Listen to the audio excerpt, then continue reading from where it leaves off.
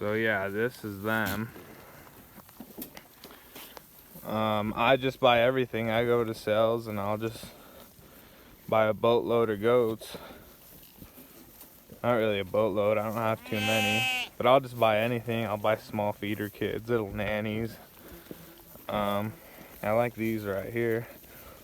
Those bring some good money around here at my market. Freaking bees this time of year. It's actually really nice today, maybe 50 degrees.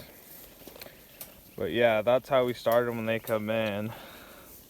That one right there looks a little down. But yeah, we just use penicillin here. See that one right there? Looks a little down. This one does too. But it's just the weather change here is so different. Like it'll be 60 and then tonight it'll probably get down to 30, 32. So it's hard on these goats like this. But all these nice born nannies are the ones that have been here the longest. Those are kind of the old faithfuls. But yeah, everything just comes in and gets fed out. I'm always looking on YouTube about everybody else posting about their goats, and I'm like, I'm waiting for somebody else to put something new.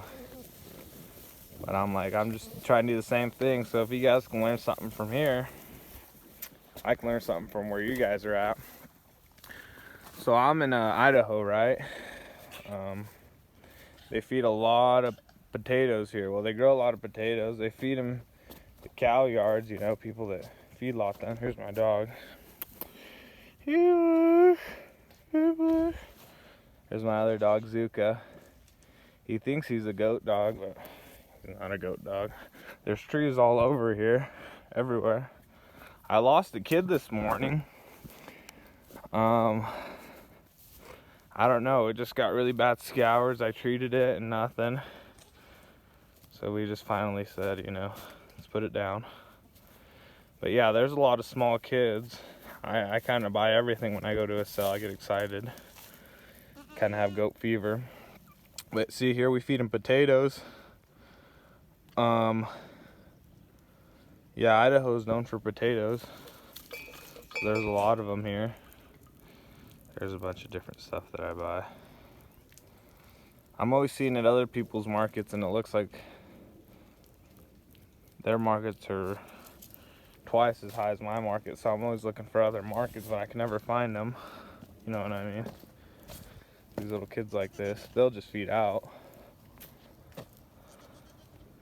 But yeah, I buy everything. Like that nanny right there, when I bought her, she weighed like 60 pounds. Ugly light thing, and I ivermectin vitamins when they come in. That one's probably been here for a month and a half. Yeah, like I said, we feed potatoes here, sugar beets, third cutting and fourth cutting hay. I like the mineral thing, mineral molasses type deal. The goats are always over there. And then we use a lot of wood chips just because there's an abundance of them. That goat isn't dead. Let's see if I can get her up.